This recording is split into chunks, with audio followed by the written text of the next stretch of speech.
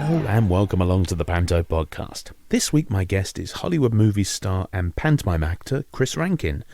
He tells me all about his first day on the set of Harry Potter, his love of villainy, and the pantomime performers who were the inspiration for his career. So please sit back and enjoy the latest Panto podcast. My guest for today's Panto podcast is Hollywood star and Thesp singer. Thesp. Proper lovey. That's me. Singer. And any other strings to your bow? Well, literally, I do play the violin, so strings and bows, yes. Although bows don't have strings, I've never understood that expression. But yes, I played. Yes, Chris Rankin. Hello. Hello, I'm very well. Nice to see you. Lovely to see you too. Well, we've been chatting away for quite a while now on social media, and your love of pantomime is real. It's there. I love it. It's my favourite time of year. It really is, isn't it? I don't know. Love it. When did you first then go and see a panto? When I can't tell you which one it was, but when I was about 3 years old. Now I grew up in New Zealand. My parents are British, but they emigrated out to New Zealand before I was born. They adopted me out there, and we moved back here when I was 6, I think. But we used to come back Christmas time to see grandparents and all that kind of stuff. My dad's side of the family come from Beverley in East Riding of Yorkshire. So our Christmas tradition every Christmas was to go to York to see the wonderful folks at the Theatre Royal Pantomime. So my first panto experience was seeing Berwick Kayler in probably 1987 or 8. Whatever that year was. Yes, I don't know. Crazy title, I'm sure. It's probably less crazy because I think I'm feeling it might have been like a Sinbad the Sailor or one of those sort of one of their really old school Mother Gooses or something like that. And that's all. I don't remember it at all. But every year then, until I was doing panto, basically every year we went to York to see the panto. So. Did you ever catch a wagon wheel? I caught a wagon wheel last year for the first time. Really? In Berwick's final, not quite so final hurrah year, I caught my wagon wheel for the first time, and it's got the little 40th anniversary sticker on it. You haven't eaten it? No, God no. It's going in a frame. Some heathens do, you know. No, I know. I can't imagine. No, it's going in a frame on the wall in my office. It's that's going to keep me in retirement one year, I'm sure. So that kind of started off the tradition of pantomime. It started off the tradition of panto, and it started off my love of all things theatrical. Like I remember after Mother Goose, I think it was, because I remember coming home or back to my grandma's with an awful like rubber duck beak on an elastic string that was obviously being sold on the merch stand that year and was affordable. This was in the days before the horror that is the flashing wand. Yes, we won't talk about the flashing wands. And with 2 armchairs in front of my grandma's coal fire, I reenacted the entire pantomime on my own. That would have been, I'd have probably been about 7 or 8 then. But yeah. York Theatre Royal, Berwick specifically, has an awful lot to answer for. And do you remember the whole team? I remember seeing everybody. Yeah, I remember. I mean, obviously Berwick and Martin, David Leonard's baddie has been the inspiration for every baddie I've played ever since. I kind of aspire to be him in some way, shape, or form. But yeah, I remember obviously I remember Susie and Martin. And the lady whose name escaped me, who used to be the principal boy, I want to say it was Julie something. We can edit that bit. Yes. Yeah. Julie. So it was there was a lady who was like the regular principal boy when principal boys was still a thing. Probably now these days kind of replaced by AJ in a slightly weird way. But yeah, God, I remember all of them. I remember Emily Brontesaurus. Emily, which was, I think that was a Mother Goose one where they had, a dinosaur called Emily, the Brontosaurus, because Emily Bronte. Just daft, isn't it? It's just there's nothing ever quite like it No, ever anywhere. and it's 2.5 hours sometimes of Of utter escapism. nonsense, but brilliant. Yeah, I took my girlfriend to see. Well, she's come the lot with the we. I had a gap from going to see it for a few years, mostly because I was doing Panto and also kind of live in Wales. It's a long way to go, and Christmas is a busy time, isn't it? But I took her to see the penultimate, so not the 40th, the one but the 39th, as it were. And she'd obviously never seen or particularly heard of the York Panto other than me wittering on about it. And you could see at the end of the first half there was this kind of quizzical look of what on earth is going on. And by the end of it, she's like, I can't imagine seeing a Panto any other way now. This is just ridiculous. And I love it. So what was the first one then you performed in?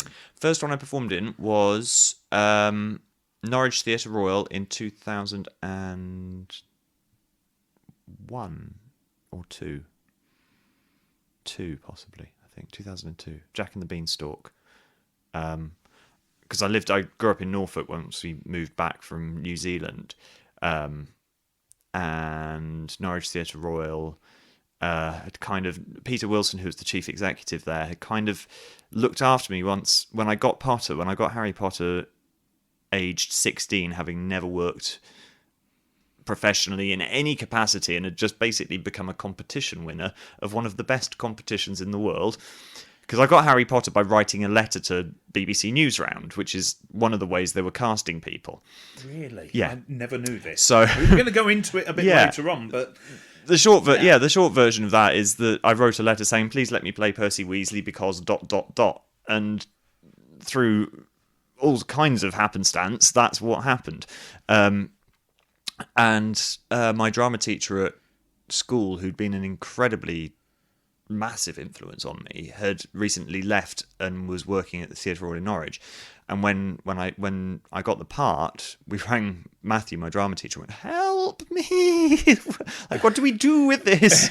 And he went, oh, I'll talk to Peter, the chief exec. He's a West End. He owns PW Productions, who have The Woman in Black in London, and they do that Inspector Calls that's always doing the rounds. That's amazing. He knows, he's a West End producer. He knows people. I'm sure he'll have some advice about agents or something. So Peter set me up with my agent, and then got me in to do various bits and bobs locally involved in the theatre. And I was in there one day to do some press about the Garage, which is the Theatre Royal's sort of little mini place just down the road. And I said, oh, can I be in your Panto this year? Just really cheekily. Just went, I'd really love to do Panto. And they're like, yeah, let's talk about that. So they went off and talked about it and came back and kind of wrote me, I think crowbarred me into the Panto. And what were you in the Panto? I was, surprise, surprise, Percy, the henchman. So basically I was the sort of the page boy to the king in Jack and the Beanstalk, who's Alice's dad, I think, or something. No, not Alice. Princess Buttercup or whatever her name was.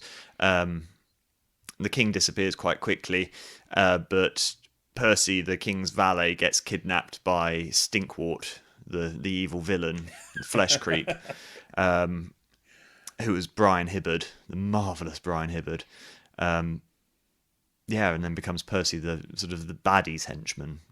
So it was kind of a bit of a sidekick role. It, there wasn't an awful lot to it, but it was a big Panto. Theatre Royal Norwich is a great and very long-running pantomime. It's like I'd never done a professional theatrical job before. So suddenly kind of going into doing 5 weeks of 12 shows a week was like, oh, okay, this is a lot. Was it tiring? It was exhausting, but I loved it. Loved it. I mean, we had some 3-show days where we would literally be having the half-hour call as we were putting our finale costumes on. So we were finishing doing the curtain call and literally turning around and going straight back on to do the second show of the day, I think it would have been. But it was bonkers. But they were great. Like, it was Richard Gauntlet and Ricky Jay was the comic back then.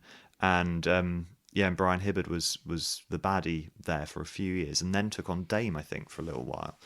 But Brian was incredible, and taught me an awful lot about being a baddie, I think. So that was when all the, how can I put this, media attention was upon you.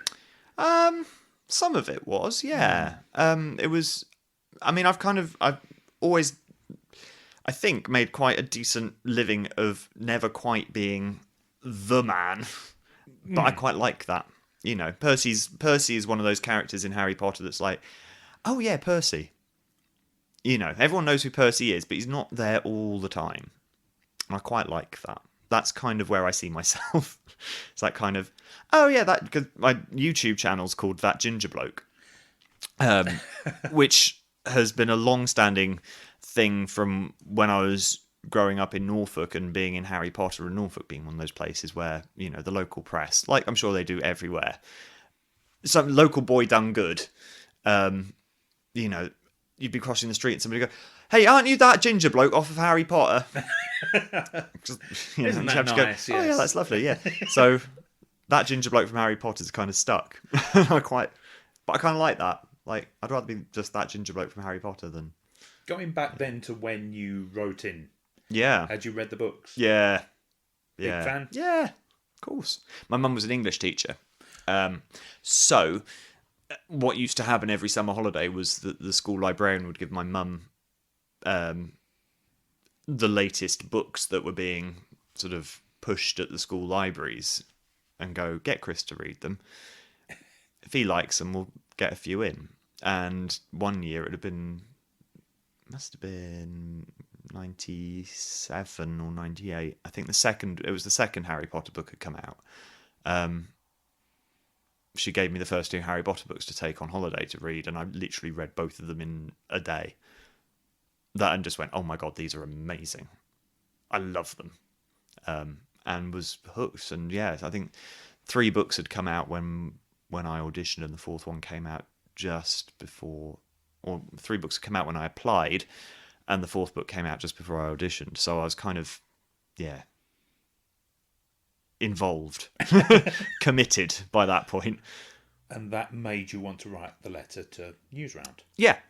Yeah, basically. I mean, there was a couple of us, because I was really involved in amateur dramatics and my local youth theatre, which was great. And you know, we were really, really lucky. We lived in a tiny town in Norfolk where we just had a big pool of really good talent and really dedicated people who wanted to put on bloody good shows, which is amazing, to be honest, because, you know, amateur theatre gets a bit of a bad rap, but sometimes you get companies that really, really want to do it as well as they possibly can.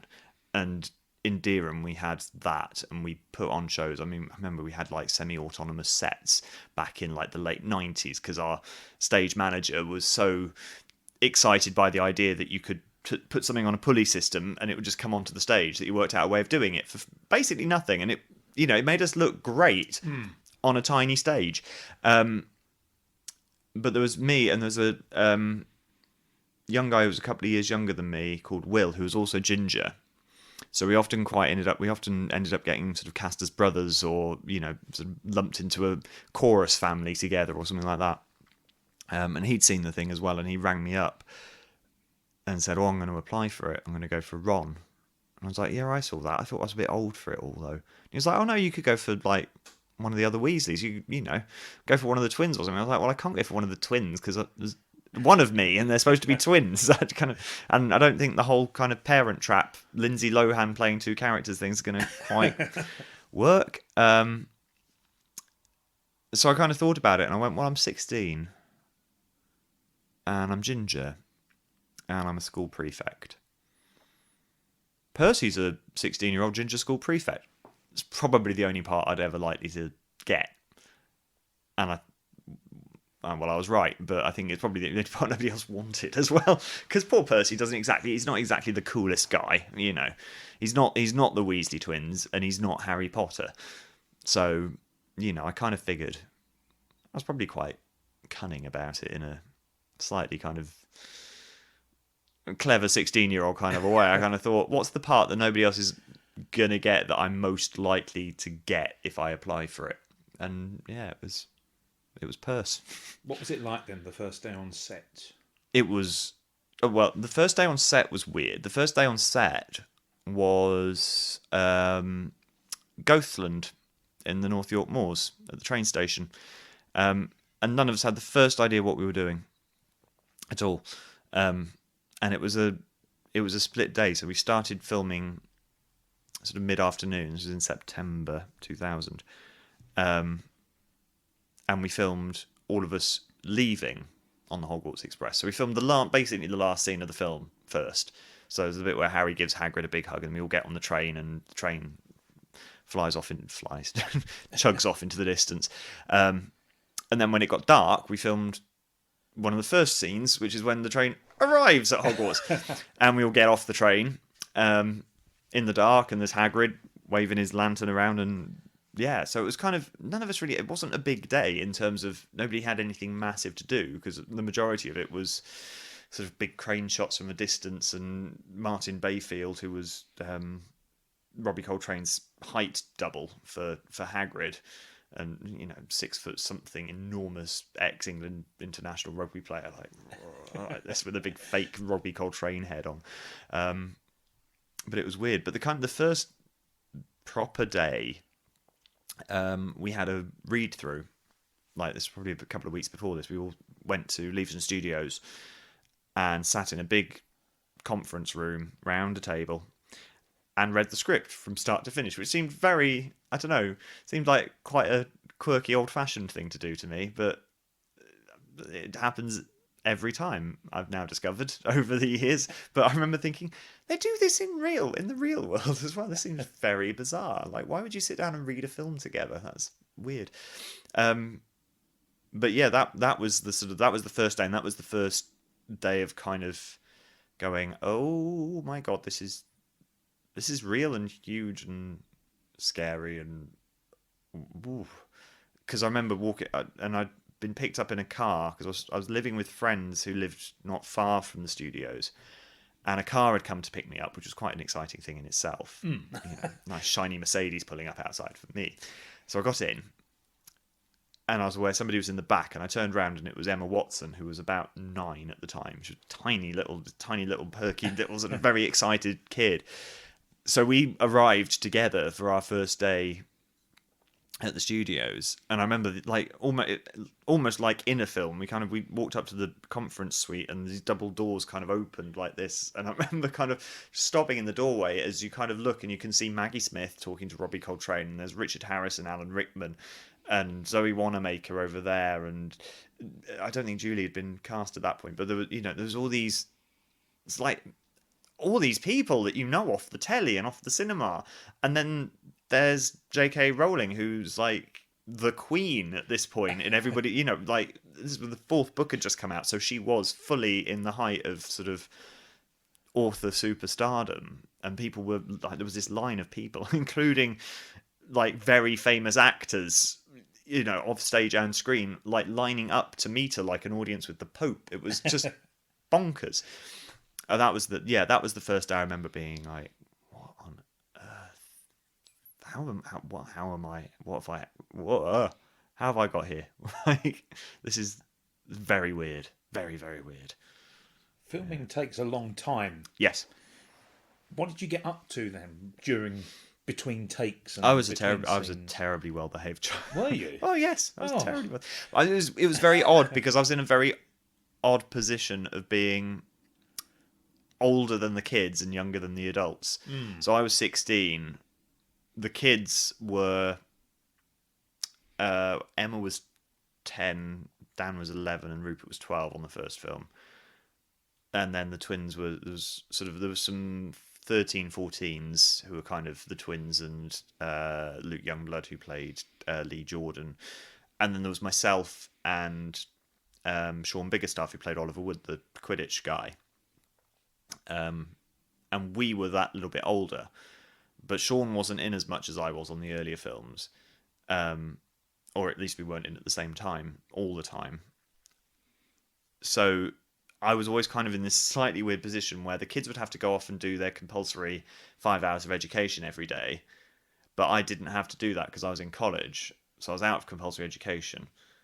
So I got sent homework from sixth form and sat dutifully in my trailer and ignored it, and watched films or read books. Or I was very well behaved. There was me imagining you running around causing mayhem in No! Leavesden. Good Lord, no! I was very well behaved. I've always been a good boy. No scoop for me then. Sadly not. No. I think the naughtiest thing I did was to go and look at other sets. Like, that's not naughty at all. They kind of encouraged it. But Did they? yeah, like, in all fairness, it was a really great place to kind of cut your teeth in the industry, because, and I think it still sort of stands up that way, is that these people worked on these films. It's still virtually the same team of people working on the Fantastic Beasts films 20 years. It's now nearly 20 years since we started. The core team are still the same people, and they're still there. And you don't get that, in a freelance industry where you were, and I've worked on both sides of it. I've worked in TV and film production the majority of the last, I don't know, where are we, like 8 years or so. Your freelance job finishes, the TV show you're working on, the film you're working on finishes, you go and get the next job you possibly can, because the paychecks stop after that. But people are still there. It's still the same art department, it's still the same props guys that were there 20 years ago that are still there, and I think that says an awful lot about the kind of place it was to work. But you could just wander into the art department and watch them doing their little model making, and go, what are you making there? And they'll show you, this is the Chamber of Secrets, and then this is the thing, and then the snake will come out here, and they pull out a thing, and and they were really keen to kind of show us new guys, this is how the film industry works, this is what goes on. And it was great. It was a wonderful place to work. Did that then get you started in wanting to get into production? Yeah, it did. Because I find the difference between TV or screen and stage bothersome as an actor. I like being in front of an audience, and I think that's one of the reasons that I still do panto, is that I love being up in front of a crowd and having them enjoying a live experience. And panto is the most enjoyable live experience you can really get on a sort of family stage, I think. It's like going to see a West End musical, but it's going to be slightly different every time you see it, like really slightly different every time you see it, not just because it's a live show. But when you're acting for TV, it's never just about the performance. It's I was explaining this to somebody at an event recently who said, how do I get into acting? And I was trying to explain the differences between sort of why I prefer being on stage. And you can give the best performance of a scene you're ever going to give, and then they yell cut, and it turns out that the camera was slightly off. The boom dropped into shot. One of the extras walked into a lamppost behind you, and you're going to have to do it again.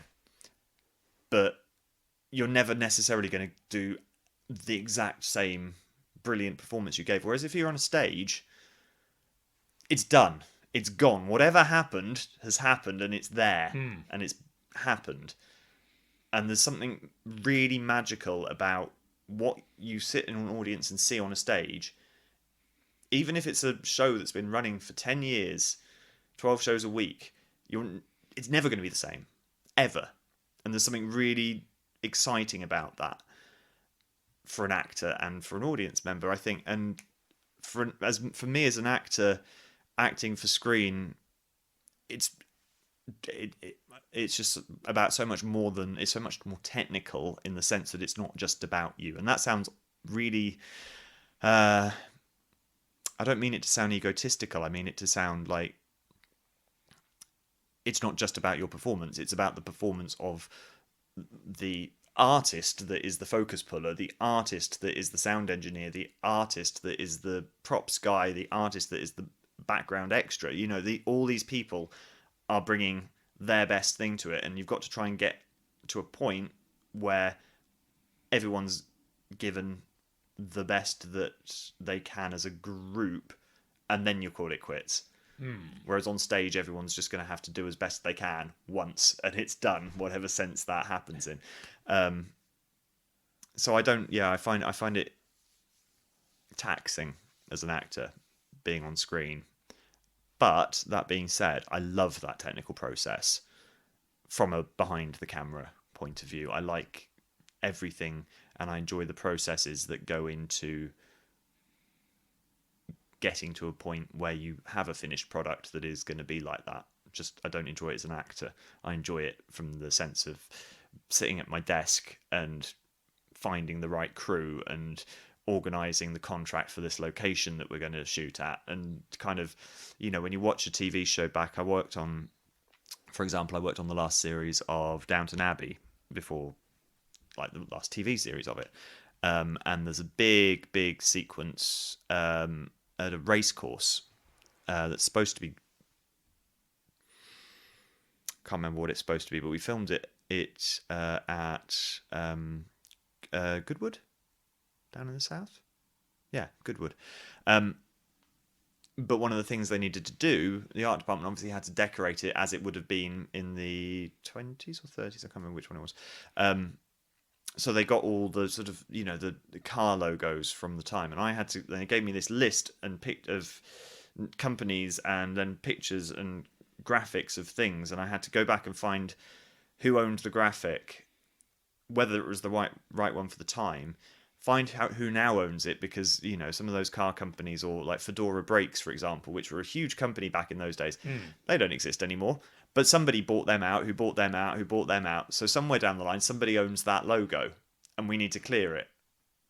So now sitting watching Downton and seeing all these things zoom past, like the Shell Oil logo or the BP advert or the Michelin man who, with the tyres, or Pirelli, and remembering all those little conversations, like the weeks of conversations I had to have with Shell about how close I could position their logo to BP's logo without them getting upset about it. My goodness. Things like all of that goes into something I find so exciting and so interesting.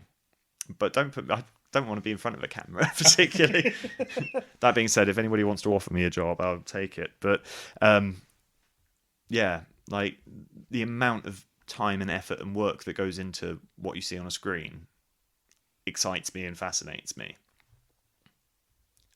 much more than the acting for the screen bit, whereas what you do on a stage is special, and they clap you at the end of it, which you don't get on a film. So yes, I'm sure that. Performing to doing the same scene over and over again for cameramen, yeah, it can get tedious. It can get tedious. I mean, arguably you do this, if you're doing a theatre run, you're doing the same scene over and over and over again, but you're telling that story from start to finish in order. You're going on a journey for your this is going to sound really actory and a bit silly, but you start your journey at the beginning of the story, and you keep going through that story until you get to the end of the story. In film and TV, as we all know, you'll film all the scenes that are in the bedroom, and then you'll move on and you'll film all the scenes that are in the pub, and you could be jumping backwards and forwards through days and months and weeks of time just to kind of work to the schedule. And it's a different process that I don't particularly enjoy as an actor. Quite difficult then to get into those parts when you find that there's something that's happening, hours down the line or supposedly weeks down the line. Yeah. I mean, no, it's a different process, I think.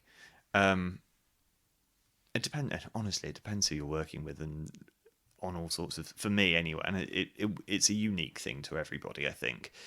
For me, a lot of it is the people you're working with, the situation you're working in, and the quality of the material you're working on. I've my screen work is mostly has been Harry Potter, and I've done a few other bits and bobs. And I've been lucky that all the stuff I've got to work on has been characters I've known. Like Percy, I feel I know Percy very well. Apart from the fact that I'm an only child and he's one of about 400. We're not dissimilar beings, so I found Percy quite an easy character to understand and kind of get into his headspace.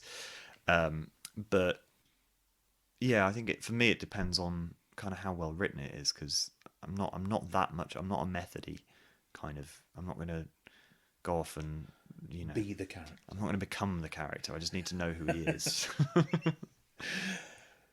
Right then, one thing I always like to ask people is when you're performing, either on stage or on screen, do you get the nerves? That is a good question. Sometimes yes, sometimes no. If I don't have a bit of nerves, that worries me, because that's when you get complacent. There should always be a little bit. I do get nervous, more so for stage than for film, for similar reasons. With film, if you mess it up, you'll do it again. So there's less kind of immediate pressure, and I don't think it's so much nerves as adrenaline. Like good nervous, because I want to, like when you stood in the wings and the lights go out or the music starts or whatever, and you can feel your cue coming and you get the little surge. It's a good thing. And if it's not there, then you gotta worry about why it isn't. And I won't lie, there's been a few 10:30 a.m. school shows where it's not been there. But I think we've all been there. Do you like the school shows? Sometimes, not always. Why is that? Honestly, it really depends. Like I've done. Goodness, how many pantos have I done? Quite a few. I could count. Hang on. 1, 2, 3, 4, 5, 6, 10, maybe 10, I think. Across the country, like I've done Wales, I've done Telford, Derby, near London, Liverpool, Kent, Bradford, all around Norwich, obviously. And school shows vary depending on where you are and the kind of area you're in, if I'm honest. The ones we did in Norwich, which admittedly is an enormous theatre compared to, say, Telford Oakengates, which seats about 600 people. Norwich seats, I think, 1,200? I think it's more than that now because they've refurbed it since I was there. So they are different, and different audiences.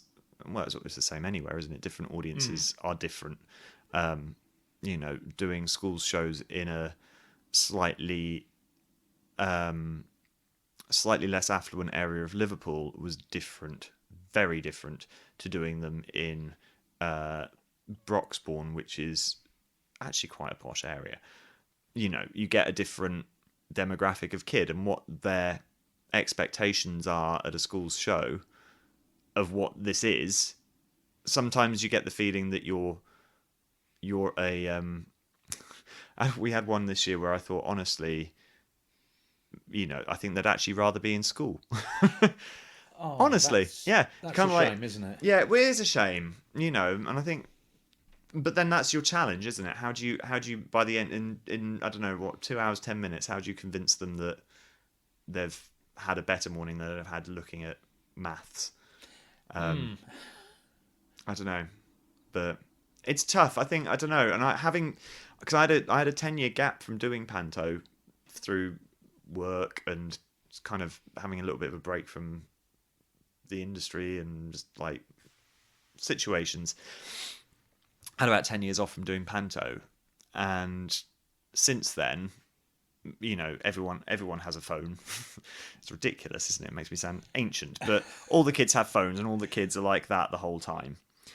And since then, I think things have changed. They've got their heads in their phones, they've got their games. The attention span is a lot shorter, and sometimes we're just a distraction sometimes, which is a shame, which is a great shame.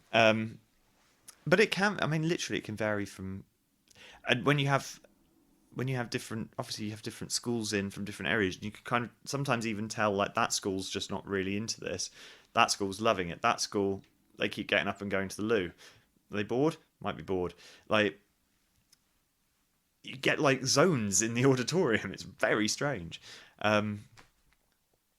Yeah, I don't know. I like that schools shows are a thing. Whether 10:30 in the morning is the time to be doing them, I don't really know. You said as well about our your love of flashy wands. I tell you what, I prefer flashy ones to mobile phones. Mobile phones are going to be the bane of my life. I'm not quite a show-stopping diva, and I haven't done it in a real show. Oh, that's awful. I said real show. Panto is a real show, but like Panto, you can get a serious fourth wall, yes, very much not removed show where you don't need to interact with the audience. I've never done it in that situation, but many times in Panto over the last 2 years I've been back doing Panto now. I have dealt with it, and I will continue to, because how do you deal with it then? Oh, we had one. I was at Bradford Playhouse last year doing The Wizard of Oz, playing the Scarecrow, and we got to the ghost gag, and I could see a lady, and I'm going to demonstrate for the purposes of the, visual gag, literally phone camera on, selfie mode, doing her lipstick, 3 rows back, and it's a small. Bradford Playhouse is small. It's 300 and something odd seats, so that you're close. I can see all of the audience. It's the stalls are only 5 rows, and then it's the entire auditorium basically is the circle. It's an old cinema, and I could see her like 3 rows back, and all I could see was her 3 rows back, lit up like the Empire State Building. We did. We'll have to sing it again then, won't we? Did Ghostbusters. We go round in a circle. I go, what was it, boys and girls? And she's still doing that. So I went, hang on. Lady in the 3rd row, do you want to tell me what's been going on for the last 5 minutes? She looked up and she went, you can't tell me, can you? Is it because you're on your phone? Yeah. Can you not? It's really distracting. Just put it away. I bet, yeah. I was like, no, but I think dealt with like that, where you can kind of make, and especially if you're playing the comic or the baddie, you can get away with hassling somebody over it. And that's okay, as long as you're not rude, and as long as you're not picking on them, I think, because you always have to keep people kind of in on the joke, I think, and that's kind of always my thing, is even if you're being the baddie, you can be rude to your audience, but don't insult them. You can pick on them and be rude, but they still have to be in on the joke. You can't start going, look at him, he looks stupid, everybody laugh at him, he's got to be able to laugh at himself being laughed at the same time. So there's that fine line. But if I can pick somebody up on looking at their phone or taking pictures or videoing, I will have them for breakfast. Do you like being baddie then? I do. It's fun. It's a skill, as I think David Leonard has proved many times, and Brian Hibbard, actually, God rest his soul, was a brilliant baddie. Like, David's a very different type of baddie to Brian Hibbard, but what was Brian's baddie like? Brian was he was Stinkwart in Jack and the Beanstalk at the Theatre Royal when I was there, which is the flesh creep in tradition, in a proper trad script, and he played it like Richard III on acid, like with a hunch, and a turned-in foot. And he did the whole thing with I can't do it now, but I used to be able to do it really well. Like Robert voice like that. Yeah, nasty little children. Yeah. And it was disgusting, quite honestly. It was disgusting, but brilliantly disgusting. Like you wanted to boo him. And he was nasty and dirty, but cheeky and lovable at the same time. You know, underneath all of that, ew. It was kind of, it was, yeah, it's sort of, you know, slightly sleazy and gross, but he's with the audience at the same time. There's always that kind of like, he can be naughty, he can be nasty and naughty, but there'll always be a little look and a little sort of a nudge and a wink, you know, that goes, it's only a character. And the kids loved to hate him, and it was great. For people who have never seen David Leonard, how would you describe his baddie? Oh, I have absolutely no idea. I'd say one word: camp. Yes, camp is the best. I mean, I'm even wearing the kind of shoes David would wear on as a baddie right now. You know, a big pair of heels, decent pair of heels, probably thigh high, at least. The best laugh in the baddie industry. Yeah, I honestly don't know how I describe it. He's a pathetic baddie. He's just wonderful.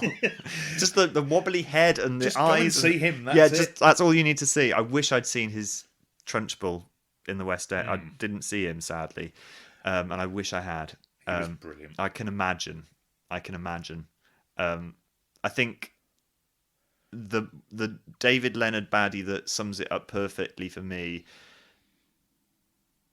is probably the one from last year, from the 40th, with the dentist. Oh my god, I've never laughed. I've never. And considering I've seen, I think, 34 York Pantos, like, and I'm 36 now, so maybe not quite, maybe 30, but a decent number of them. I have never laughed so hard in my life as I did at that scene in the dentist chair with the book. And, oh my god, just he's everything, and the ridiculous costumes, the ridiculous costumes, and like the show, like I can't. It's undescribable how he does it, because he's not bad at all. There's nothing bad about the character. No, you don't feel at all frightened. He's not frightening at all. But you know it's the baddie. Somehow. So is it just the laugh? Is it the like? Is it just that? What is it? I don't know. So do you pick sort of bits that you like then for your own baddie? Yes. So I spent, after I did Norwich, I did.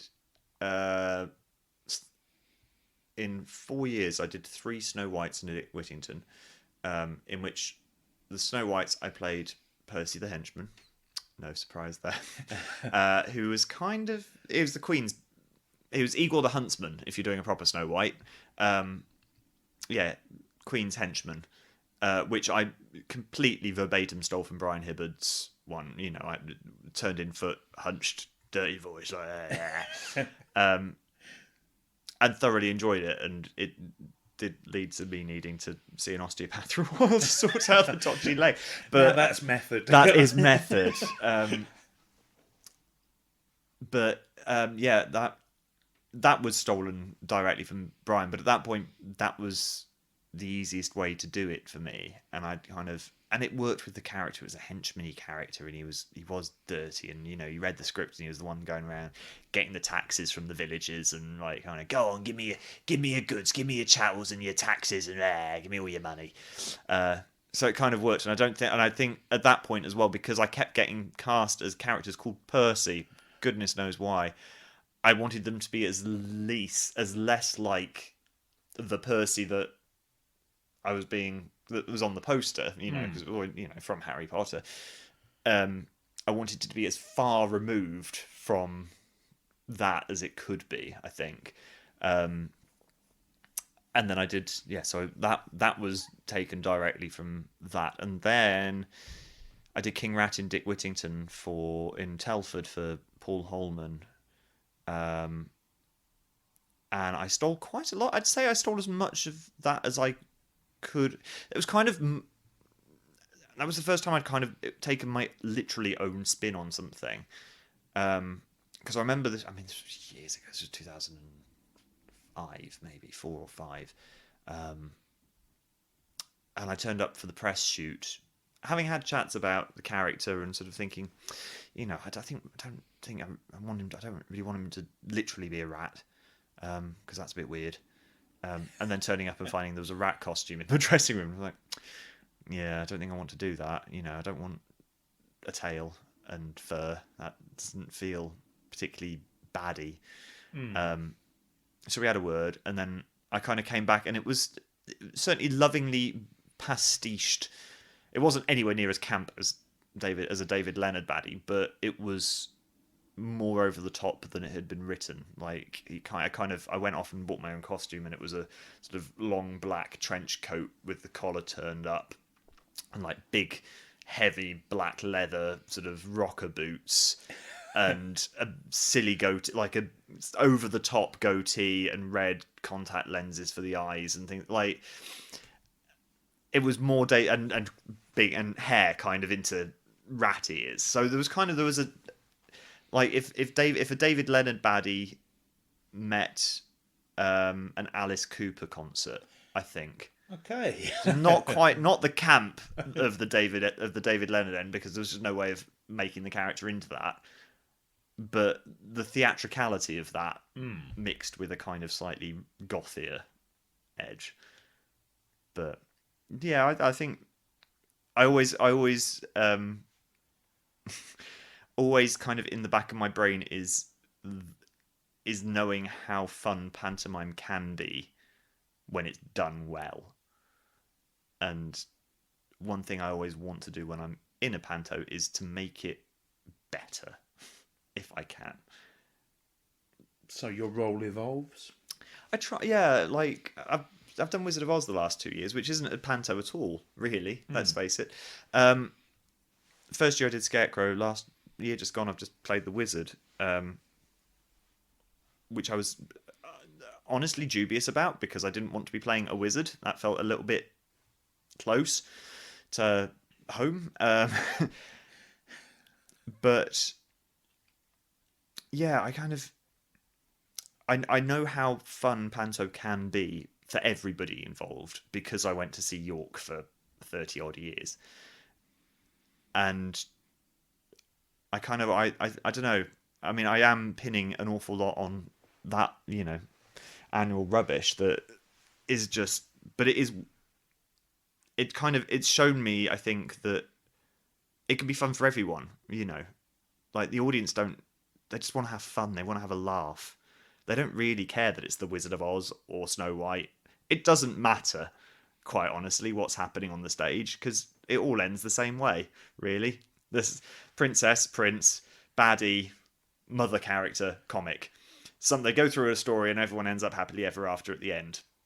They all kind Just of work. how it should Even be, Wizard of Oz, you've got Dorothy, who's essentially a princess. I know there isn't a romantic character in it, but Scarecrow's the comic. Tin Man's kind of the motherly dame. Then you've got the lion, who's kind of, I don't know, the sort of bumbling son. Maybe not quite the wishy-washy, but sort of, the slightly pathetic one. And then there's the wizard, who's kind of, I don't know, not quite the dame, but also he's kind of like almost like a fairy godmothery type thing, but he's not Glinda. It's sort of, you can fit people into those tropes quite nicely. But yeah, I think I want Panto to be enjoyable for everybody, and I don't think some of them I feel lack a bit of the fun, because they want it to be a spectacle. And maybe that's a West Endy kind of influence now, I don't know. But sometimes I think you lose a little bit of the fun in return for set or, effects. You mentioned about the ghost gag. Yes. Any favourite stock routines that you love? I have done for the last 2 years, and I did it the last 2 years, and it was in the Norwich Panto, a bastardized version of Abbott and Costello's Who's on First has been. We did Who's in the First House, What's in the Second House, I Don't Know's in the Third House, last 2 years. Which I tell you what, when you're playing I've now played both characters that were in that front cloth sketch in that show. So I've done it from both sides and got very confused this year because because the way we did it was very fast. Boom, boom, boom, boom, boom. Who lives in the first house? Yes. Who? No, he lives in the first. Like what? No. What's in the second house? Who's in the second house? No. What? Who's in the first house? What's in the second house? I don't know. Well, I don't know. Who's in the third. It's very. And it took me so long to learn it last year. And then trying to learn it again the other way round this year was so hard. So hard. I got so confused. I do like a good ghost gag. Partial to a good ghost gag. But also a bit of a stickler for... I think there's a way... if you're going to do a proper trad ghost gag, you have to do it the right way. Like, it should be this way. And... if it isn't, I try to turn it, sort of push it into that way. So, you have to have, we'll have to sing it again, then won't we? Woo! You have to do that.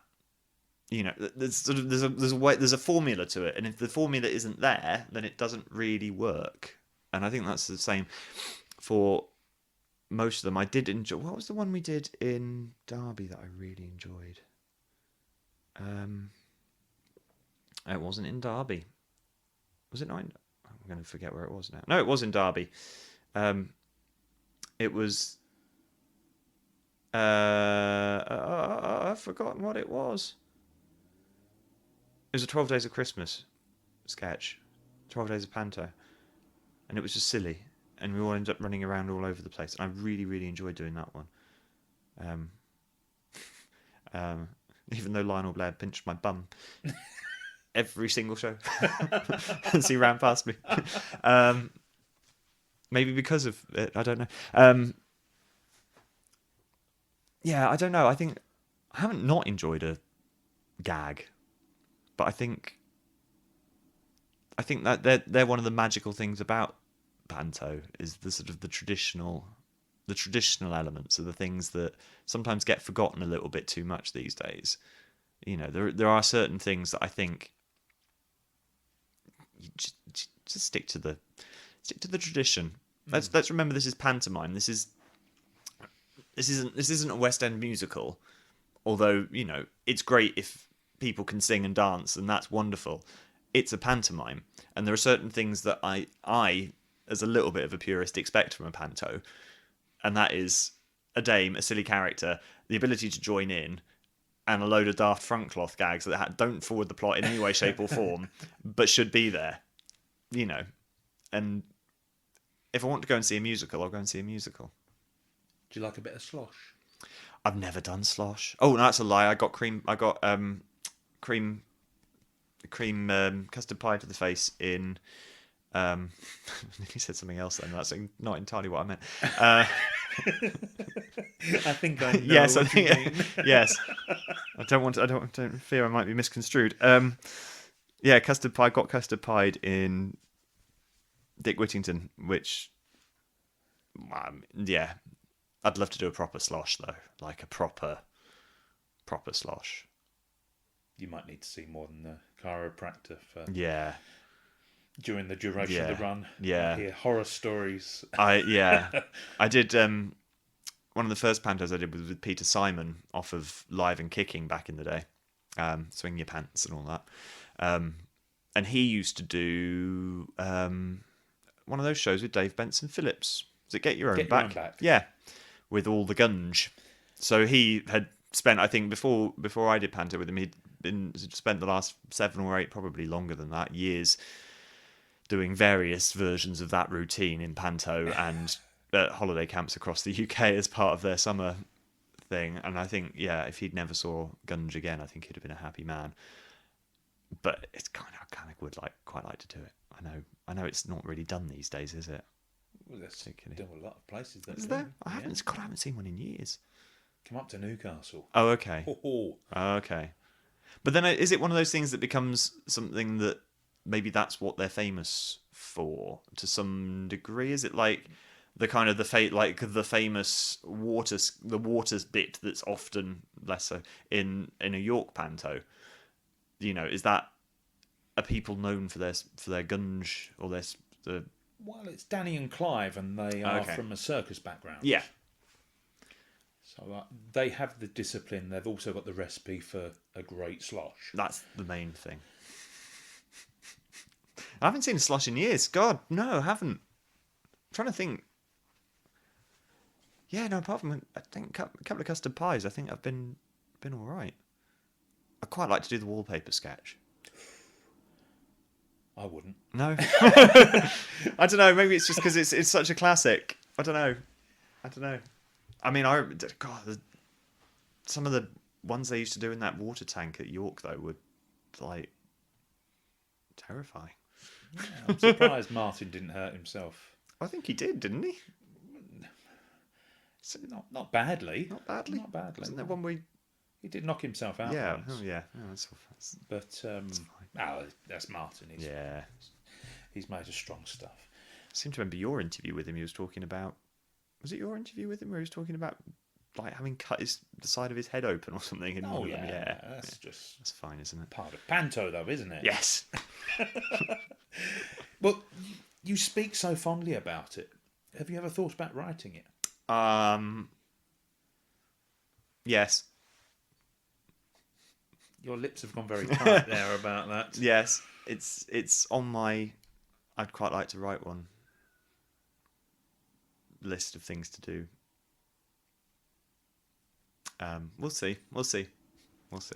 Which story? I don't know. I'm running. Well, I live in South Wales at the moment. I will be living in South Wales for hopefully the foreseeable future. I love it there. I lived there for 10 years. And I am currently chair of a community theatre group in Brecon Little Theatre. So I'm hoping to write. I want to write a show for them sometime. We always write our own show, and it's a family show. It's not panto, but it's somewhere between panto and a family musical. But we always write our own show, which we put on in May, half term. This year we're doing Wind in the Willows, and it's a charity group. It's a community group. It's wonderful, and I adore being a part of it. So I'd quite like to write a show for them next year, hopefully. Well, I'm going to write one and see where we go. It's not going to be a panto, but I would quite like to write a panto as well. I think you could. I think there's one in me somewhere. Don't know what it is though. Please invite me when you do. Of course. It's getting somebody to put it on is going to be the difficult bit though. We'll see. You never know who's listening. Never know. No. Yeah. No, I couldn't be without panto. It's what teaches kids it gives kids that first love of performance. You know. It's that first experience of a theatre, and it's got to be special, and it's got to be magical. And that's as well as being a lot of fun, it's a big responsibility, and I take it quite seriously. I've noticed that as well. Yeah. When did you start to sing? Oh, I've been singing forever and a day. I suppose really started at primary school. I had an amazing Mrs. Granger, Linda, who was my year 3 teacher, kind of brought some singing out of me. And I used to sing in the school choir at carol concerts and all that stuff. And I was such a shy child, such a shy child. When I started high school, my mum basically pushed me into the drama auditions and went, "Go and be in a school show." And that's when I discovered that if you got up on a stage and pretended to be somebody else, it didn't really matter kind of how shy you were, because it wasn't you. So it didn't matter quite so much. And that's kind of how I got into the acty stuff. And that's also when I realised it's a small town thing, isn't it? But I was a guy, a boy, who could and would sing and act, which meant I was quite lucky in that I got relatively well along in the local amateur and high school musical department, because there's never enough boys who will. But I did, and I was decent enough at it that I could get some good parts, and that gave me a confidence to kind of keep doing it. Yeah, but it's trying to stop me singing that's the issue. You've got your YouTube channel as well. I do, yes. That ginger bloke. And it's going more musical than I anticipated it would. I was going to say, yeah, the Book of Mormon one especially. I had to drop that a tone. I'm not going to lie. There's a story that Andrew Rannells, who played Elder Price originally on Broadway, tells, and I don't know how apocryphal it is, that when he was brought into workshop Book of Mormon before it went to Broadway, he kept getting them to put the key of the song up and up and up, because he thought the higher I put it, nobody else is going to be able to sing it, and they won't be able to fire me. And now I can attest to it being blooming high. Is what I can. So I did drop it a tone.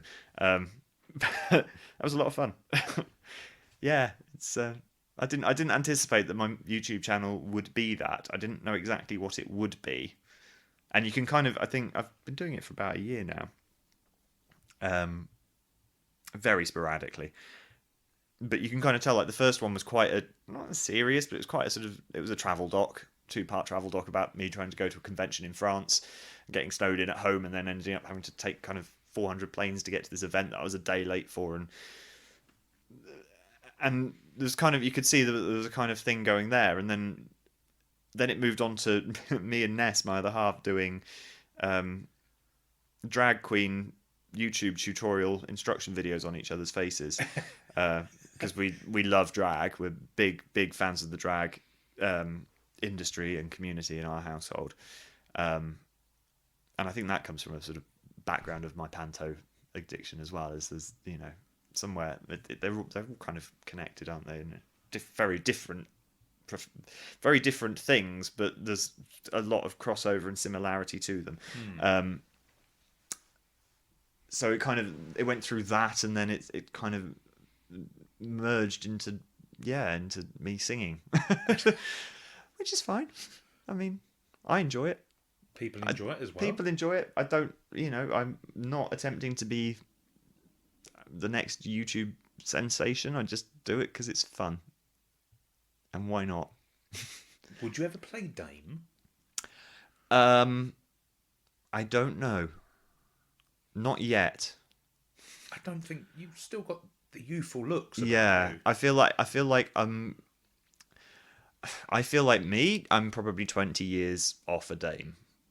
I don't feel like, I'm a very slight person. I don't know necessarily that it wouldn't be the Dame I would expect in the panto that I see in my brain, if that makes sense. What dames do you like then?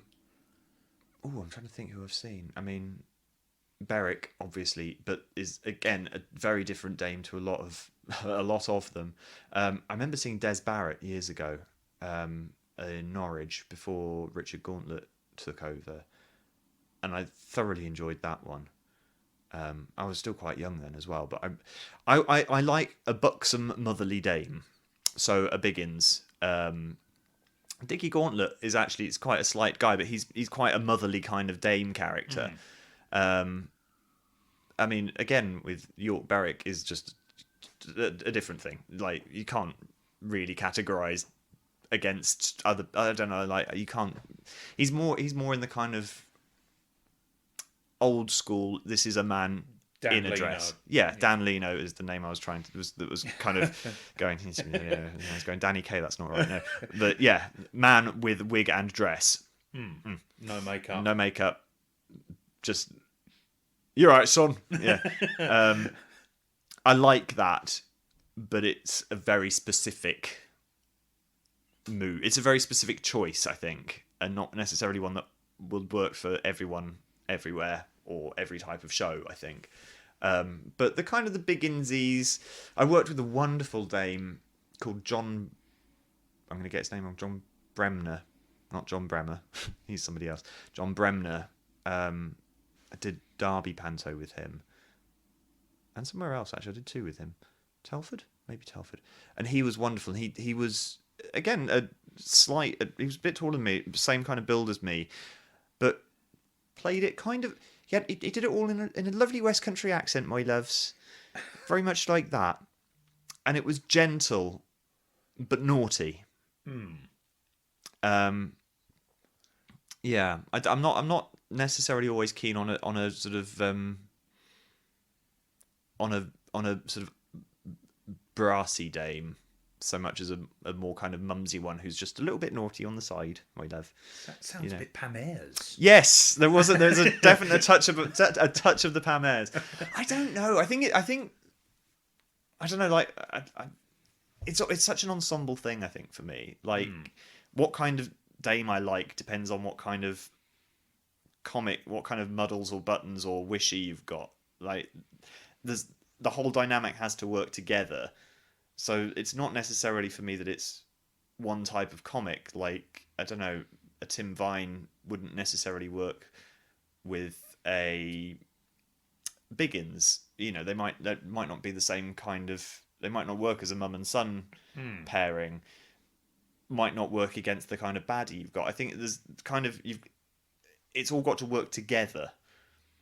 So if you've got a loud sort of upfront comic, you might want a more mumsy dame. If you've got a sort of brassy kind of Bet Lynch kind of dame, you might want more of a kind of you might want a more gentle comic. I don't like. It's got to be a balance. It's like a cake recipe. Yeah. And so many times you see it and it doesn't work. Yeah. But then when it does work, it's magic when it works. Yeah, it really is, and that's what I love about the ensemble nature of Panto, is that it's not necessarily about you. It's about making everything work together. You know, and if you've got a good team of people who understand what they're trying to do, then that's, you know, the dame will take it. The dame will give a bit to somebody else to take from that to give to that, and you should all. You know, you're all trying to kind of level it out at the right thing. It's you know, team sport, isn't it? Yeah, it definitely is. With the audience as well as hopefully they're playing for you. Yeah. Could you see yourself then getting into producing? I would love to. I think. I don't know. Because I've produced and worked within production. In telly, I see the amount of hard work that goes into producing. I think I would like to do it if it was kind of it's not quite a one-man band, but I'd like to kind of have a go at putting on my own one day somehow. So producing it, writing it, directing it, probably not being in it, because I don't think I could do all 4 things at once. Then I would have a nervous breakdown. But and just see how it goes. Yeah, I mean, I've worked for some really, really lovely producers for Panto and for other things, obviously, but specifically Panto, I've worked with some really lovely producers. But I see how hard they work to get to that point, and it's tough, you know, especially in a commercial Panto world where, you know.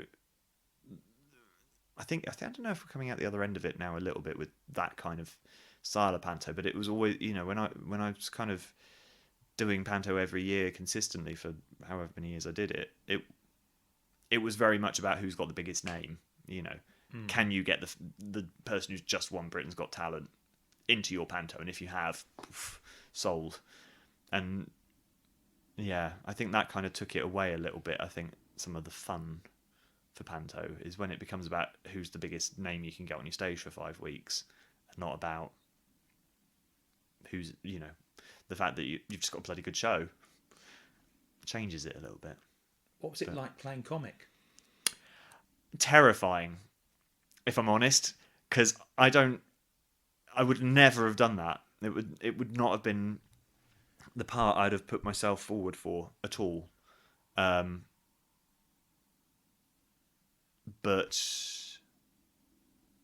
interestingly, I wanted to do it again the next year. Yeah, because I'm not funny. Kind of by nature, I wouldn't call myself a comedian. I wouldn't call myself a comic. And I was scared that I wasn't. I was scared that the script that we worked from didn't have quite enough funny to it, that I'd just look like a bit of an idiot, to be honest. And a bit like, oh, look at him, he thinks he's funny. Oh God. But somehow we balanced it out, and it was. I mean, I would be lying if I said there wasn't a little bit of Martin Barris in there somewhere. But I think I really enjoyed it. I really enjoyed it, actually. And the joke. It's the thing, isn't it? What worried me, having never played the comic and never kind of having to think about the comic in that sense, is I read the script and went, these jokes are terrible. You know, it's kind of like, it's like, oh, who are you? Well, I don't know my name, but everyone's calling me Scarecrow. What are you doing out? Well, they say I'm outstanding in my field. You know, it's like, who do you work for? Old MacDonald. Old MacDonald. How do you spell that? E-I-E-I-O. You know, and you're like, oh gosh, it's dire. It doesn't even make sense. Then you realise nobody actually necessarily cares whether it's funny or not. It's all about just kind of going, this is bad. You know it's bad. Let's just laugh at it. You know, own it. And they did. And it was great. And I really enjoyed it. So it was great getting that first laugh. Was that kind of a hurdle? Yeah. Once you're over that hurdle. Yeah. I mean, I was lucky that they'd factored in a small bicycle across the stage as my entrance. So I got a classic, comic on a mini bike. Woo! But I think because it was Wizard of Oz, and there is quite a story to get through in Wizard of Oz, I didn't have any of the gang stuff to do.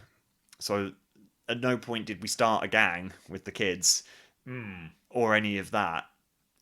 Because we kind of had a gang on stage, and I think it didn't need it, and it didn't warrant it. And also there's this really weird thing with the Wizard of Oz, which is that you start the show as one character, because you start as there's the farmhands in Kansas. So the comic's opening bit is in Kansas, and then he goes, "See you later, boys and girls." Off he goes. You never see him again. And then a different character comes on who's a bit like him, but is not him. So you can't do the gang thing, because you want to be in my gang, boys and girls, and then you never see them again because it's not Hickory or Dickory or Doc or whatever he was called. Like, he's now Scarecrow.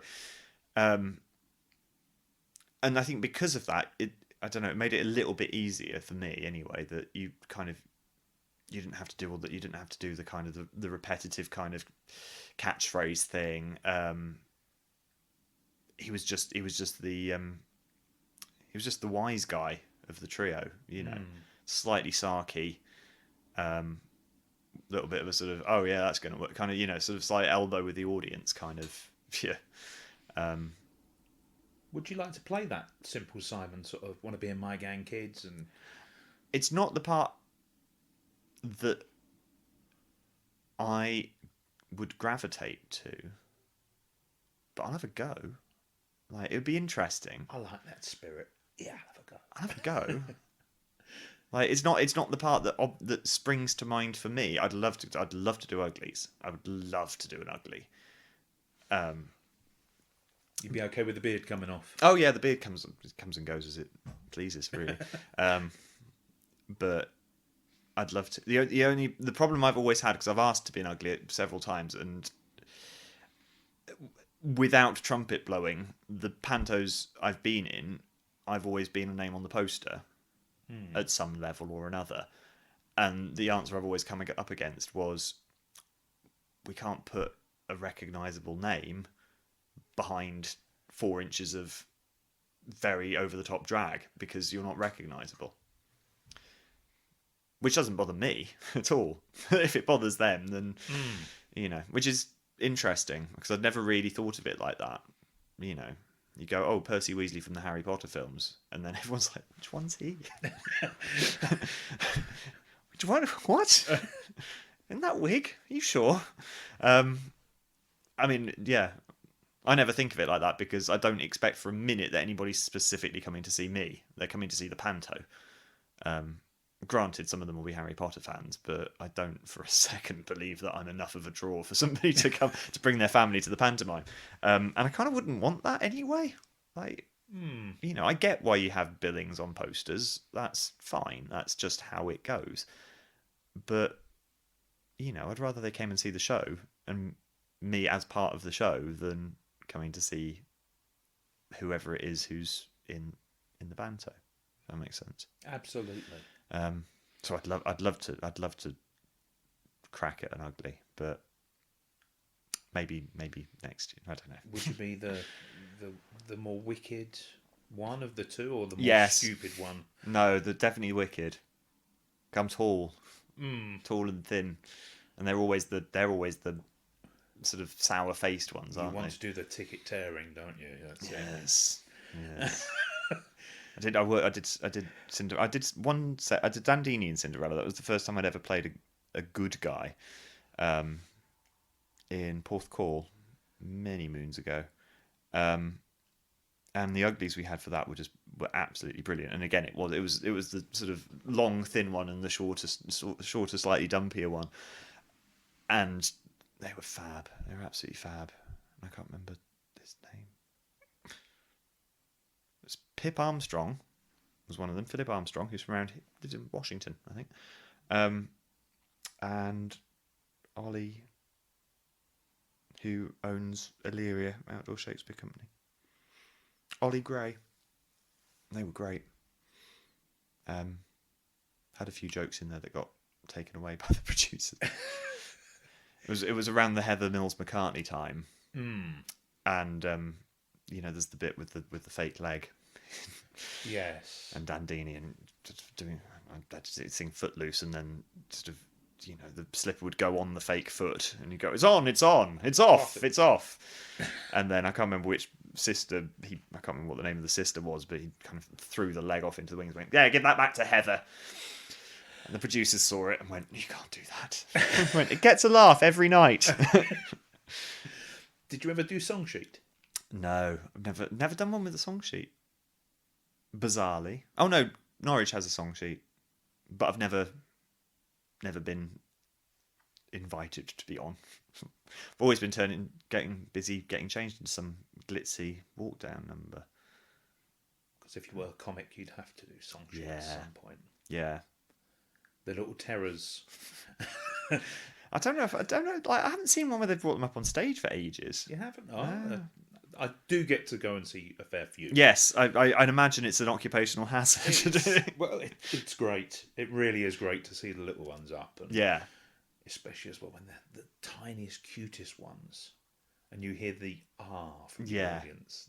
There's a little bit of terror in me when I think about that, though, because having done shows or events where, you know, you go and you talk to kids, or you get a kid up on stage for, like, whatever reasons, you know, like at Comic-Cons we always have cosplay. There's always a cosplay competition, and you get the most adorable little child, I don't know, dressed up as David Tennant's Doctor Who or something, and the compere gets down on the knees to say hello to them, and then they just go into absolute meltdown, and you think, oh no, like, what happens then? That's the bit that always makes me squirm slightly as an audience member and as a cast member. And you're like, oh no, the kid's terrified. Who's put their kid up there? Like, I don't know. You must meet some really interesting people, though, over the years. Yeah. The Comic-Cons. Yeah. Yeah, you do. You do. You have some very odd days where you're like, did that happen? What kind of things? I mean, all sorts of things. Back in the days, it's much less rock and roll these days than it used to be for Comic-Cons, I think. I remember once sitting in a bar near the NEC in Birmingham for one event, and it's a bit like this, you know. We sat in a Premier Inn, and it's never the rock, it's never the Ritz or the, you know, We've not thrown the telly out the window. No, and it's you know, these things are always sort of on the outskirts of a town somewhere. So you're generally in a travel lodge or a jury's inn or a mid-range hotel, and you turn up and you sat in the hotel bar, and sometimes you just sat and you still sat there. And back in the day, I mean, we all used to sit around and drink and chat and swap stories till goodness knows what time in the morning, and then crawl out of bed 2 hours later to go and do it all again. But I remember once sat in a bar in Birmingham with George Lazenby, Walter Koenig, who played Chekhov in Star Trek, one of the Carradines, I can't remember which one, David, I think it was. He's just like, what's going on? Like, imagine just like in an airport near Birmingham, like in a hotel near Birmingham Airport. Could you imagine just walking into the bar as a punter and going, why is James Bond, Chekhov from Star Wars, the guy from Karate Kid here? What's going on? Like, it's just mad. It's absolutely mad. And we do it all over the world. You kind of turn up to these mid-range hotels or convention centres here, there, and everywhere, and it's always the same people. Like, and I don't know, it's great. I really enjoy them because I read, probably for a similar reason that I enjoy Panto. You get to talk to people, you get to meet people and interact with people, and they really enjoy it, and I really enjoy it, and it's fun. It's weird, but it's fun.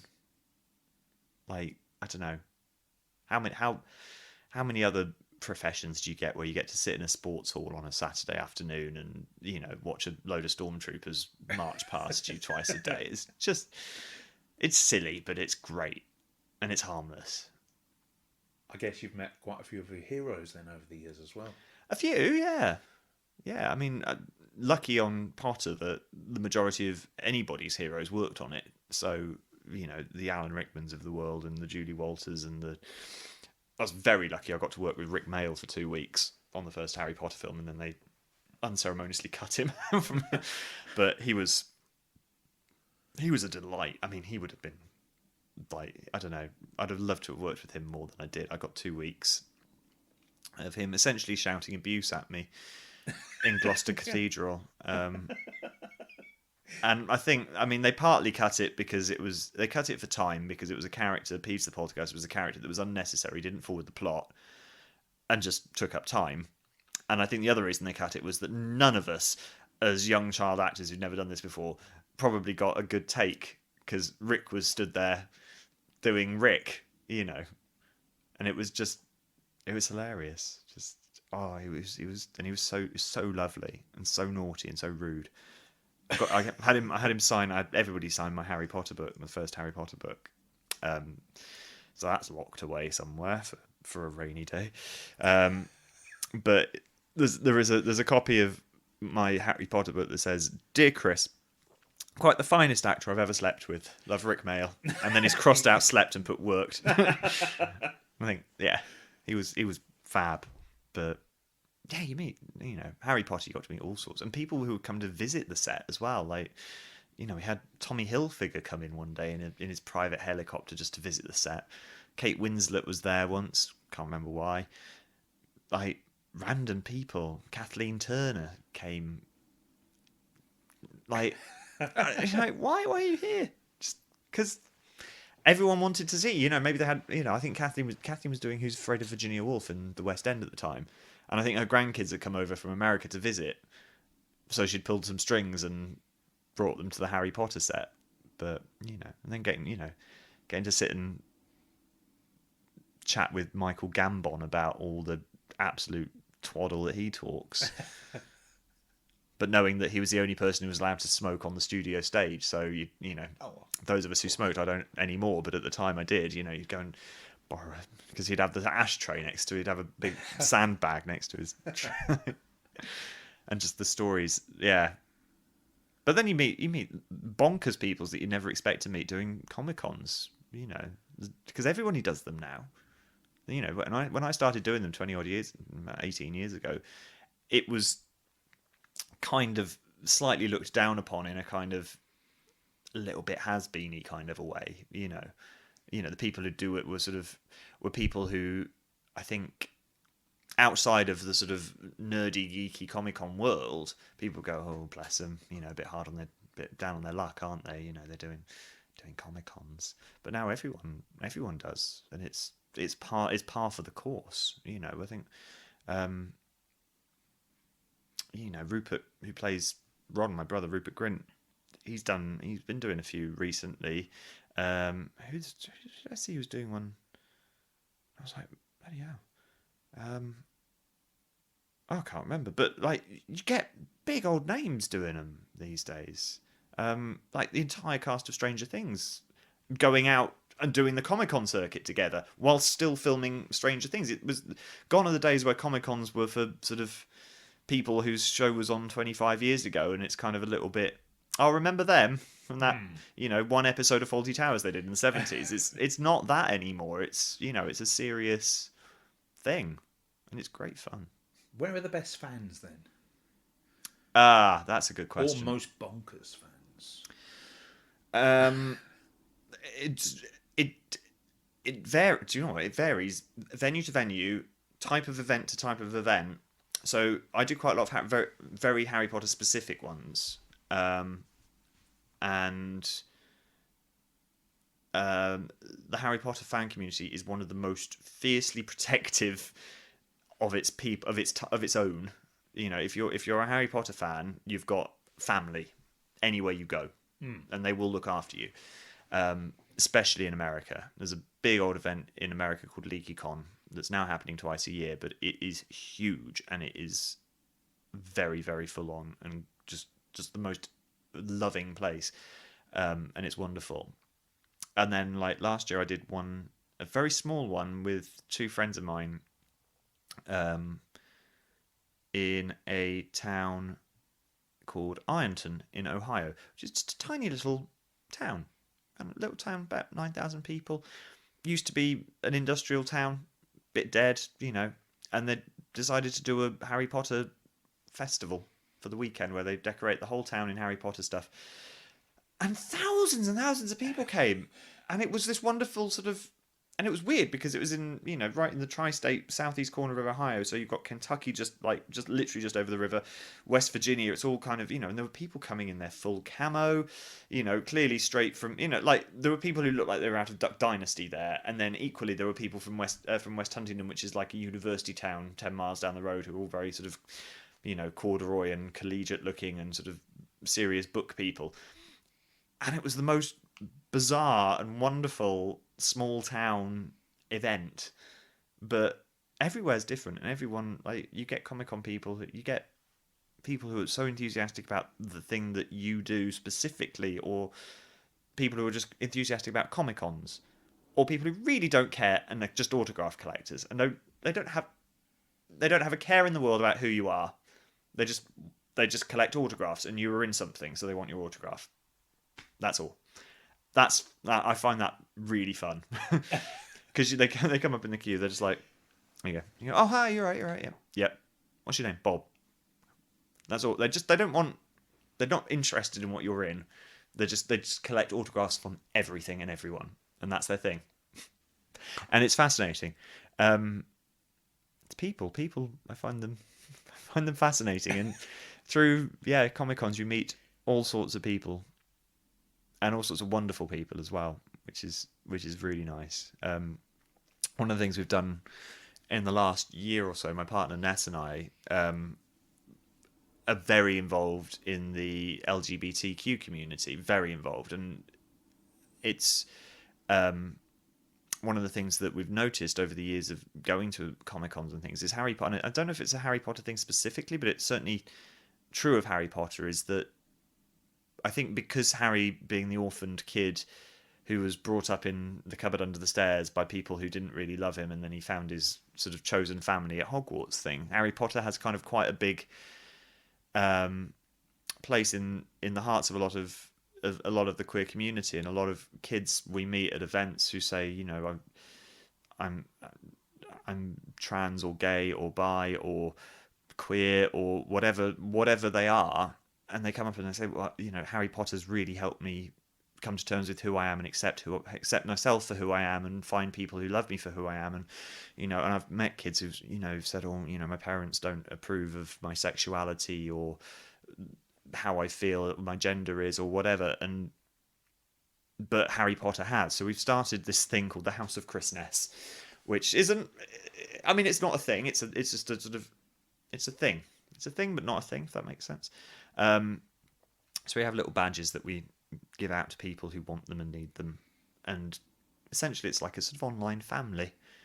So if people need someone to talk to, there's the House of Christmas, and it's people all over the world who are able to just, we're all friends. We're all able to look after each other, and I think that's one thing that Comic-Con has kind of found for me is people come to it because some people come to it, I should say, because it's a place full of I feel that it's a place full of other people who don't quite fit into the normal with bunny ears and underlined kind of what would be considered normal culture. It's subculture. Comic-Cons and geekdom is very much a subculture, and I think it attracts people who don't feel like they fit into the sort of, I don't know, cool people world, for want of a better phrase. I mean, Comic-Con is now much cooler than it used to be, but it's, the essence of it started is a subculture thing, as is drag, as is all sorts of things that kind of come up from the underground world, like sort of fanzines from Star Trek that started in the 60s. It's all subculture, and it's a safe place for a lot of people. So I'm talking nonsense. I don't know what I'm saying now. I'm barbling at you like a crazy man, but You sound very, very proud, though, of what you do. I am, and I love it. I enjoy it, and that's the most important thing. Is I enjoy it. It sounds like a weird thing, but I'm good at it. Comic-Cons, Panto. I'm good at Panto, and I'm happy to say that. There's not many things I blow my own trumpet about, but I'm good at it. I enjoy that.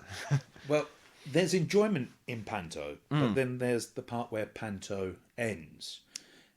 Do you get the Panto blues? Oh my god, I get the Panto blues. Yeah. That family that you make. Yeah, and I've been really lucky over my Panto years that I've had recurring families for Panto.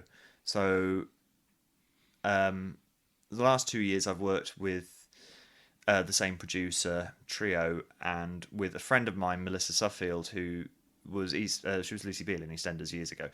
Now, years ago, me and Lucy, oh my god, she'll kill me. Me and Mel did a fun program together called Celebrity Total Wipeout, where we went off to Argentina and jumped off big inflatable things into the water. I say jumped off, fell off big inflatable things into the water. So I met Mel years ago, and we kind of stayed chummy ever since. And then last year and the year just gone, last 2 years, she's been my Dorothy and my director in Panto.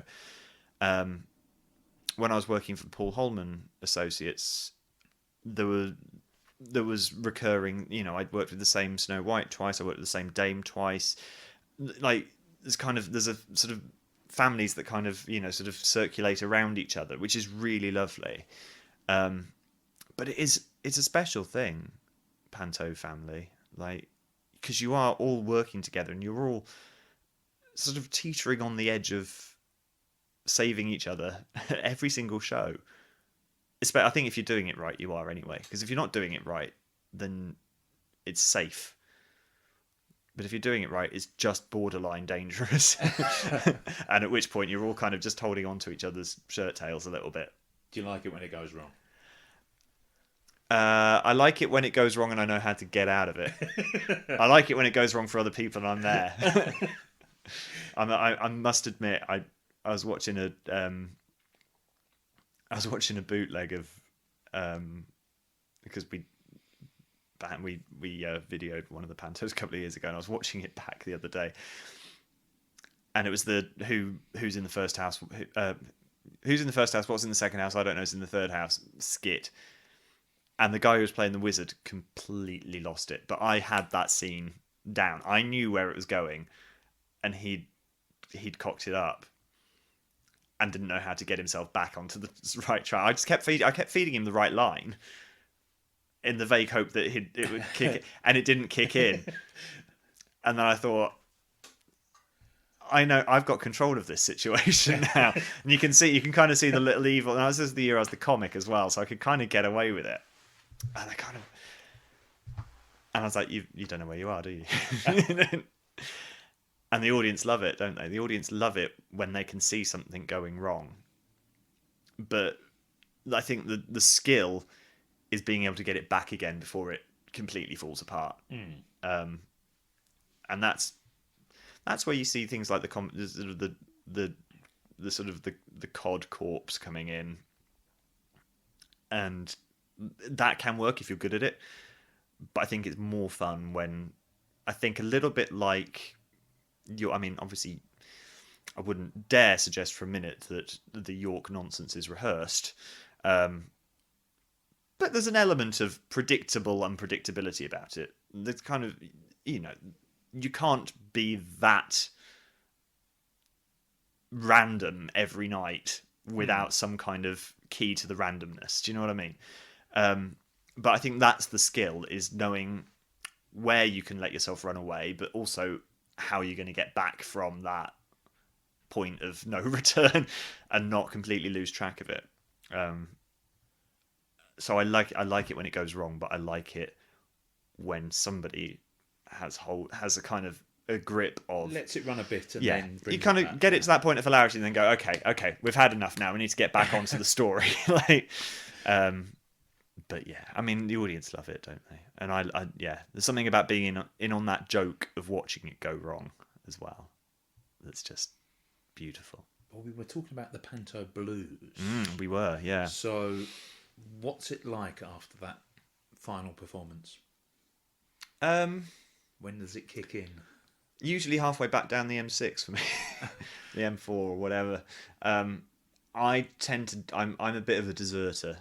I'm not. I'm a bit of a weeper. So I tend to just get in the car and go. It's because you care.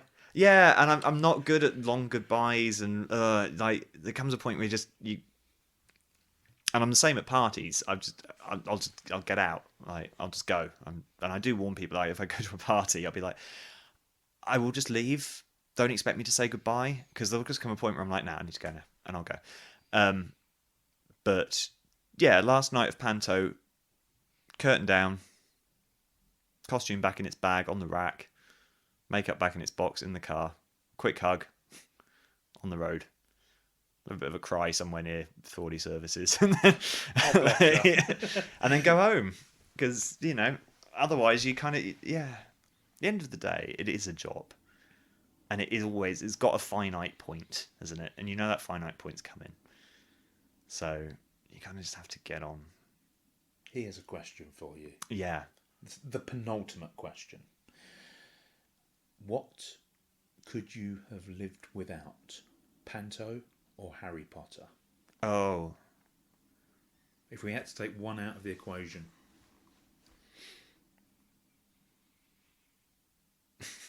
Harry Potter. Actually. Because Harry Potter came by chance and luck and wanting to play a part that clearly nobody else wanted to play, and being literally in the right place in the right place in the pile of headshots. That was all it could possibly be. Thousands and thousands of people auditioned for Harry Potter, and they saw me on the right day. I was a face that fitted at the right time. Without Panto, and without Harry Potter, I don't know what I'd have been doing. I would have probably tried to go to drama school, may or may not have been successful. Would be doing something probably drama related, maybe teaching, because both my parents were teachers. I would have found a way. I'd probably, working in a theatre or something. I'd have been doing something within the entertainment, theatrical area. But I think without Panto, I wouldn't have had that. Like, I would have had a job if it wasn't for Harry Potter, because I was at school and I was a bright kid. I'd have got a job, I'd have got a degree, I'd have gone and done something. And it would have been something I'd enjoyed, because I can't imagine me ever doing anything I didn't enjoy. In fact, I never have. I've done jobs I didn't enjoy, and I stopped doing them pretty quickly when I realised I didn't enjoy them. but I think it's probably safe to say, without going to see York Panto in the late 80s, I wouldn't have known that I'd have liked the theatre in the way that I do. So yeah, I might have worked in IT or something. Do you know? My God, could you imagine? Like, No offense to anybody who's listening. no, in no, IT. but like, like I could have gone completely off into a different. Like, I can't imagine doing anything that doesn't revolve around the entertainment industry, and I don't know that I'd have known that that's what I loved if I hadn't have sat in row A of the gallery at York Theatre Royal consistently for 300 years. Climbed all those blooming steps once a year and seen people being silly and thought, that looks like fun. I love it. There's something about Panto that is quintessentially British for a start, but also just magical. That sounds really cheesy, but it is magical. Like, if it's good, it's magical, and it should be. Well, this leads me on to my last question. Go on. Your dream pantomime. Ooh. So you can be in it. Okay. You can be in the stalls watching it. You can choose the production. The cast can be alive or dead. And the venue, of course. And the venue. I will. I think it would be Dick Whittington. I'm not sure why, but Dick Whittington. I think Dick Whittington is one of the, for me, perfect pantos, in that it has, as a pantomime, all the characters have their right kind of places. Mostly, it's a bit washy around the kind of comic dame area, but like there's Alice, there's Dick, there's King Rat, and it kind of, I don't know, it's a nice story. It would either be that or maybe Cinderella. But then Cinderella, I don't know. None of them are entirely perfect. I think Dick Whittington would be my chosen panto.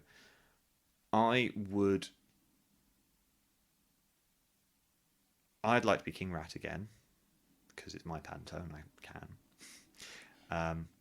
I think I would like to see. I think I'd like to see Rick Mayall have a crack at Dame. Oh, very good. Because why the hell not? And it would be an experience for everybody involved. And also, you know from seeing things like Bottom Live, which is essentially grown-up panto, you know he'd be on it. You know he'd be good at that. Bless him. I don't know. Rest of the cast wise, I love. As comics go, I haven't seen him in panto, but I do love Tim Vine as a comic generally, and I have nicked a few of his jokes for myself for pantos over the years. I'd love to see him do a panto. 'Cause he does Wimbledon, doesn't he? Or he has done Wimbledon. He has done yeah. Wimbledon. He did Croydon last year. Okay. Fairfield Halls. Okay. Don't know about the others. Don't know. I mean, I saw John Barrowman one year playing Jack in Jack and the Beanstalk and thoroughly enjoyed how naughty he was. So maybe John Barrowman playing Dick would be an interesting. Well, I mean, as characters go for John Barrowman, maybe Dick is the one to play.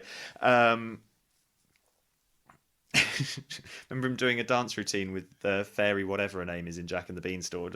I can't remember, they call her Fairy Liquid. It doesn't really matter, does it? She gets called everything under the sun, that fairy. And he was having a little dance, and he went. He goes, Jackie, because I've never danced with a fairy before, and she went, no, neither have I. Thought it was wonderful. Venue. Oh, there's some beautiful theatres. I mean, a proper theatre, like a proper trad, 3-tiered Matcham theatre. Quite fond of. I've never done Panto there, but I have played Swansea Grand, which is a beautiful venue. Not as loved as it should be. Oh, he's a good dame. Is Mike Doyle, very good dame. Somewhere like that. Yeah, somewhere proper where you can where you've got proper leaning over from. But that's because if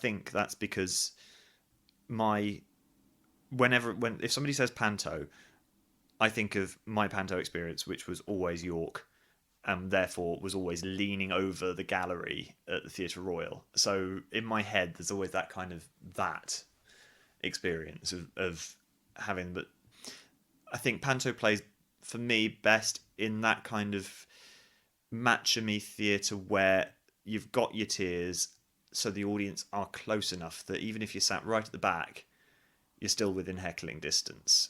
You know, when you're playing to these big old halls like, I don't know, Bristol Hippo or Norwich Theatre Royal even's quite just where they're barns and you can't see the back row.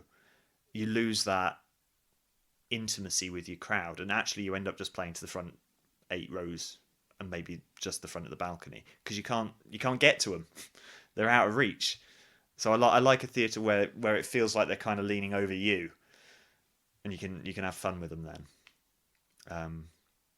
I would cast David Leonard in everything just because I I have worshipped the baddie ground that man has walked on since I was 6. So yeah. I don't know. I haven't really answered the question very well, have I? I've given you a lot of vagaries. Dick Whittington. A load of your favourite people. Yeah, Dick Whittington, Rick Mail as Dame. Oh no, maybe not. Maybe I'd just direct it and produce it. David Leonard as King Rat. So I don't think I've seen him do a King. Oh no, he must have done a King Rat.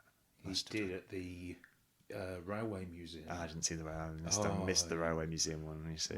We'll ask Beric very nicely. Beric, if you're listening, people need a copy of that. Yes, it needs to be seen and loved. I'm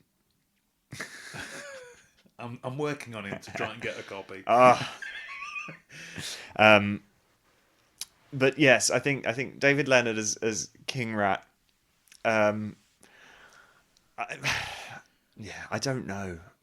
It's so hard to pick because there's so many different things about so many different pantos that I love. I'll come back to you. Well, Chris, thank you so much for taking part. Thank you very much. This has been more enjoyable than I could have imagined.